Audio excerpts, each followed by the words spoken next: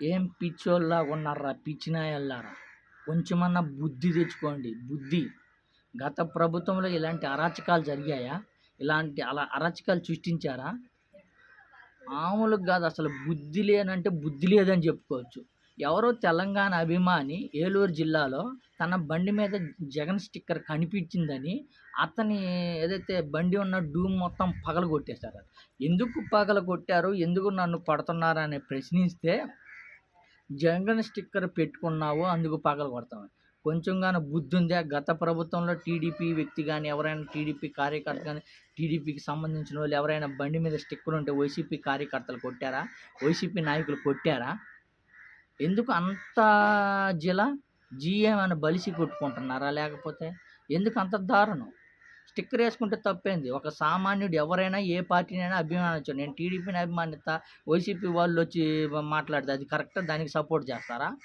పాపం మా తెలంగాణ వ్యక్తి ఏలూరు జిల్లా గూడెంలో ఏదో వాళ్ళ చుట్టాల ఇంటికొస్తే, ఆ చుట్టాల ఇంటికొచ్చిన వ్యక్తి ఏవో జగన్ బండి జగన్ ఒక బండేసుకొని ఎళ్తా, ఆ బండి మీద జగన్ ఫోటో చూసి ఏదైతే టీడీపీ కార్యకర్తలు ఆ బండిని డూమంతా పగలగొట్టేశారు.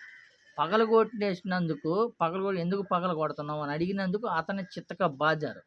ఇతనెళ్ళి వాళ్ళ గ్రామంలో చెప్పుకుంటే ఆ గ్రామ ప్రజలందరూ వచ్చి మా వాడిని ఎందుకు కొట్టారని పిచ్చ కొట్టుడు కొట్టాడంట టీడీపీ కార్యకర్తలు. పరుగో. అది అసలు జగన్ ఫోటో ఉంటే తప్పేముంది? ఇప్పుడు పగలగొట్టారు. వాళ్ళందరూ వచ్చి మీ గుద్దాలు పగలగొట్టారు. పరిగెత్తారు. సరిపోయిందా? ఎప్పుడైనా సరే దేనికన్నా ఒక హద్దు, అదుపు ఉంటది. దాన్ని హద్దు మీరి ప్రవర్తిస్తే ఇలానే తన్నులు తిని మరి ఎళ్ళిపోయే పరిస్థితి ఉంది.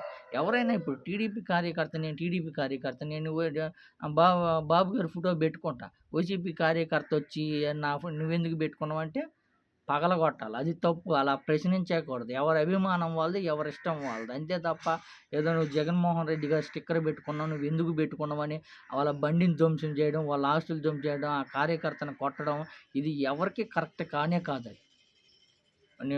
వైసీపీ వాళ్ళైనా గానీ, టీడీపీ వాళ్ళని గతంలో వైసీపీ పార్టీలు ఎంత దౌర్జన్యం చేశారా? ఎంత అరాచకం సృష్టించారా? ఎంత దారుణం సృష్టించారా?